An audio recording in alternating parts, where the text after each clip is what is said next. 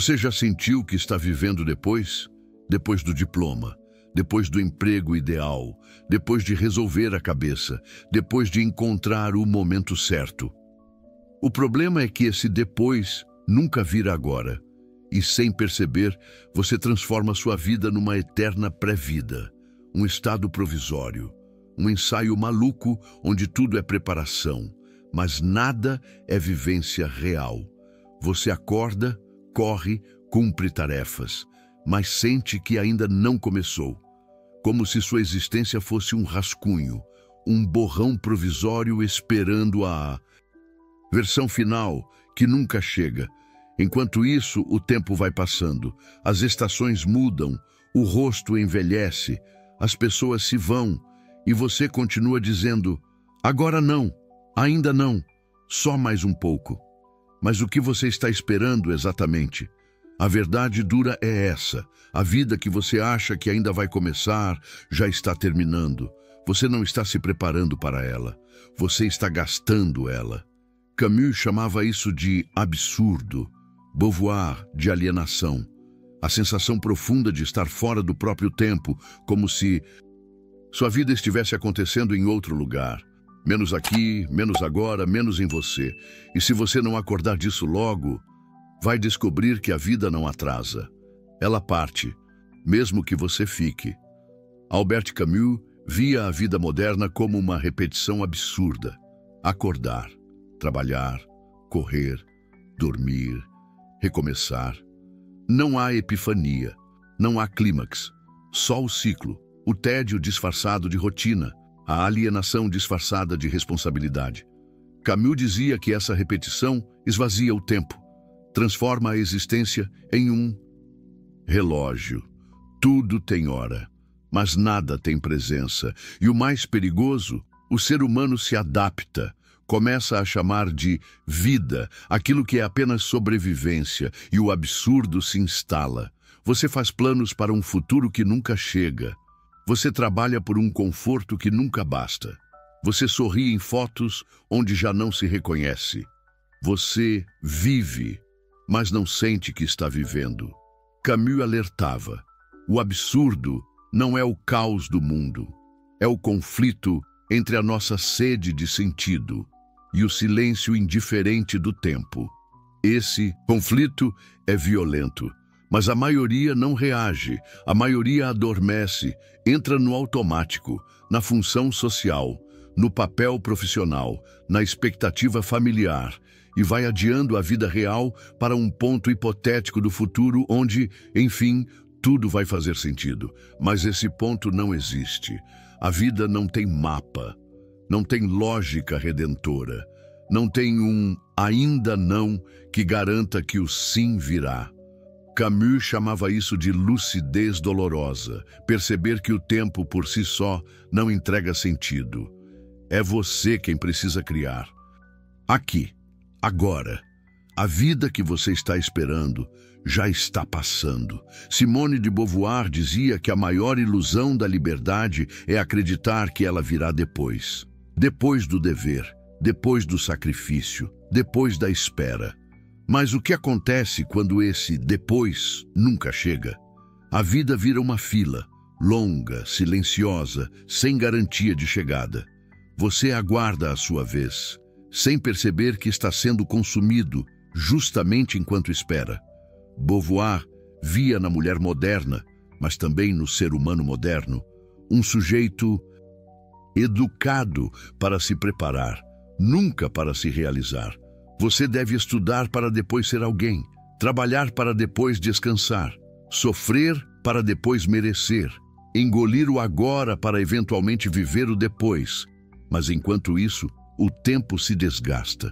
Você se ocupa tanto em construir um futuro ideal que esquece que o futuro é apenas uma sequência de presentes que você ignorou. Beauvoir alertava para o risco de viver como objeto, objeto da expectativa dos outros, objeto do progresso, objeto de um roteiro que nunca foi seu. E esse tipo de vida não é liberdade, é adestramento. A promessa do depois se transforma em um mecanismo de controle. Quanto mais você espera, mais submisso se torna, mais fácil de manipular, mais fácil de esvaziar. E quando percebe, a juventude passou, a chance passou, a vida passou. Tudo porque você acreditou que um dia estaria finalmente pronto. Mas ninguém está pronto, nunca. A vida acontece antes da prontidão. Ela acontece no erro, na dúvida, no improviso. E se você não aceitar isso, vai passar sua única existência se preparando para uma vida que nunca será vivida. Desde cedo nos dizem, primeiro o dever, depois o prazer. Mas o dever nunca acaba. E o prazer vira um sonho distante, cada vez mais abstrato. Vivemos em um modelo de existência que empilha metas, mas esvazia os dias. Você estuda por anos, esperando que depois venha a liberdade. Trabalha como louco, esperando que depois venha a estabilidade. Suporta relações rasas, rotinas opressivas, silenciamentos profundos, esperando que depois tudo se justifique. Mas esse depois não chega, porque sempre há outro degrau, outra fase, outro sacrifício. A promessa do depois é a engrenagem que mantém o sistema girando. É o que faz você continuar aceitando o insuportável, porque acredita que, em algum momento, será recompensado. Só que o agora está sendo dilacerado. Você não olha nos olhos, não respira fundo, não sente prazer sem culpa, não se permite estar de verdade, porque tudo o que você vive é provisório, é uma ponte, é uma preparação para um suposto grande momento que nunca se materializa. E a pergunta que rasga é: quantos agoras você já assassinou em nome de um depois que nunca veio? A vida adiada vira vida perdida. Não por falta de tempo, mas por excesso de espera. E esperar demais também é uma forma de morrer.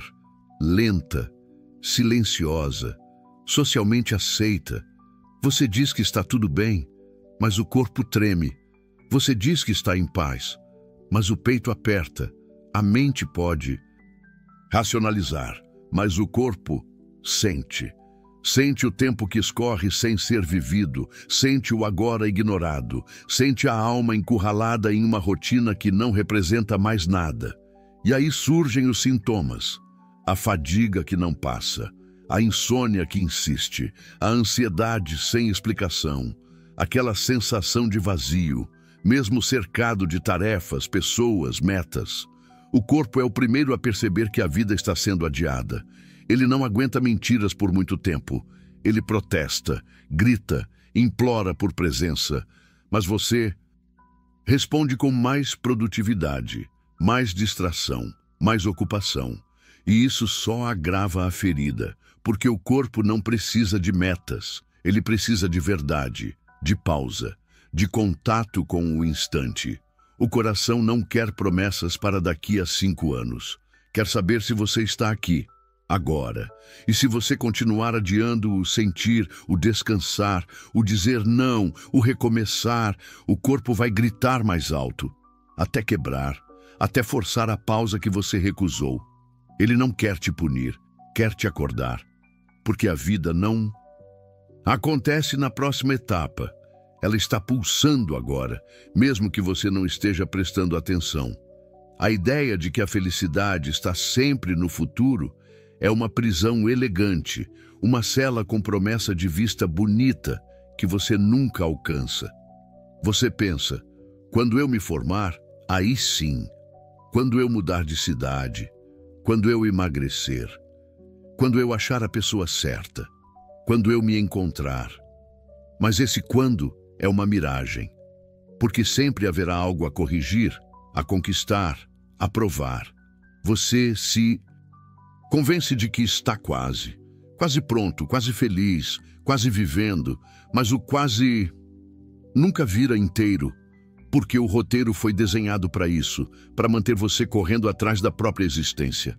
A promessa da felicidade futura se torna uma forma de adestramento. Você se condiciona a suportar o presente em nome de uma recompensa que nunca chega. E o mais cruel, você começa a achar que isso é normal, que viver adiando é amadurecer, que se sacrificar eternamente é sabedoria, que ignorar os próprios desejos é responsabilidade. Mas não é. É abandono, abandono de si, do agora, do que poderia ter sido vivido com verdade. Camus dizia que a única liberdade real é viver sem apelo, sem esperar que o universo retribua, sem projetar a plenitude lá na frente, porque a felicidade, quando colocada no futuro, serve mais ao controle do que à realização.